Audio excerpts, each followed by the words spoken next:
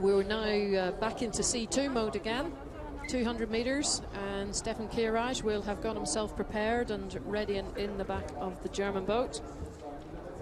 And again, some interesting pairings here. Again, the Brazilian two, they must be pretty good standout favourites for this, but I was really impressed with Radon and Dvorak yesterday from the Czech Republic, who won the C2 1000. Yeah, the Czechs have had a fantastic regatta, and in particular with their C2 and their K4. Really, really impressive. Martin Doctor is I think he's the brains behind that operation. It is great to see a paddler, a fantastic former paddler, take the reins of leadership in his organization and change things for the better. Because I think this is definitely a new period for the Czech Republic in terms of their dominance in a few key events. And the C2 is one of them. So they're certainly moving on. We're looking there in the picture at the Russian pair of Melantyev and Nikolai Lipkin. They're really sharp operators. And of course, this is the Brazilian pairing, De Souza and De Oliveira. Yeah, a couple of young guys from Brazil, obviously training with Nivalter from Brazil, and coached by István Bako, as we were saying. Yeah, I'm sorry, Zoltán Bako, not István. Another interesting pairing is obviously from Chile here in lane 7, showing the Torres and Tafra. The promise of South America in the sprint events. Third last week were Torres and Tafra there in 7. Again, good representation from the American continent in this race. Let's see who can get the stroke rate up and who can hold it. Looking here towards the center of the field, and the Russian pairing of Melantyev and Lipkin have had a really good start, but there's plenty of action still to be had down here on the bottom end. They seem to have a narrow advantage over the Germans, and on the far lane 5, the Brazilians are still there in a medal position. Big push on from Russia in 6. Definitely looking like Russia. Lipkin and Melantyev from Russia, very dominant.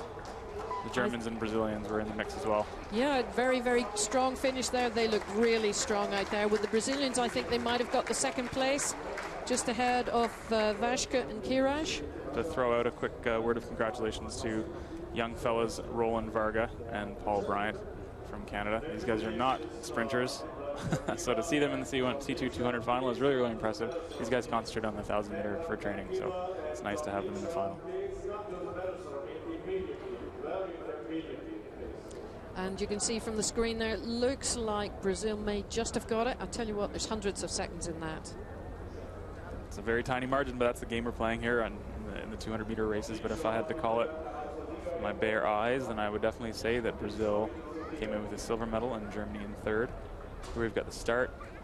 See, Brazil actually had a little bit of a disadvantage on the start. Yeah, so they slipped back there. It looked like they paddled into the boot, and the boot might have taken their nose down underwater with it, just for a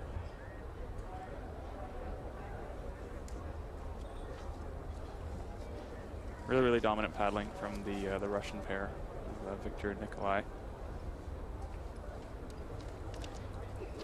Good slow-mo on the technique there.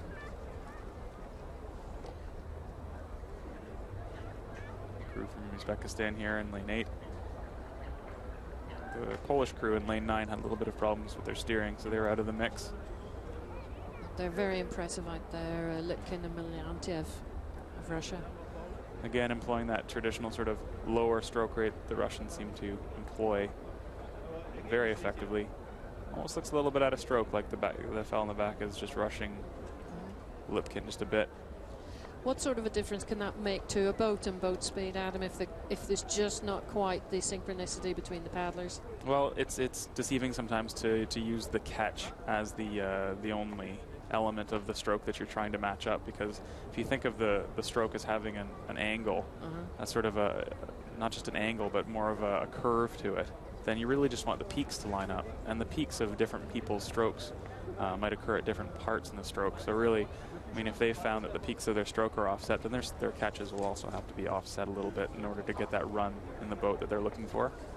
And at the same time, it could have just been the last few strokes. You know, if the fellow in the back has to do a bit of a steer, then they might get a little bit out of stroke. And C2